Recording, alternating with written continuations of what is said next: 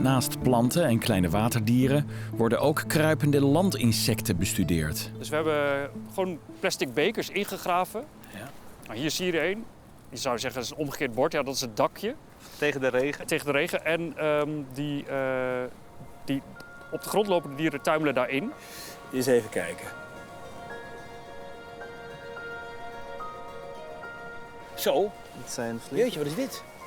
Dit is de zandoorworm. En die komt dus heel veel voor hier op het Trintelzand. Wel toepasselijk. Een roofdier.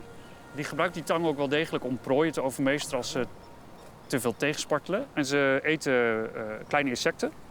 En ik denk dat dit ook wel een lekker hapje is voor een plevier. En die lopen hier 's nachts dus best wel massaal rond. Hij heeft hier kleine vleugeltjes. Maar daaronder zit dus een heel ingenieus opgevouwen achtervleugel waarmee hij gewoon ver kan vliegen. Zoveel vliegen ze rond dat ze het Trintelzand gevonden hebben. En met groot succes, want ze hebben hier een enorme populatie op dit moment. Gaaf, hè? Jeetje, wat die grote. Goh.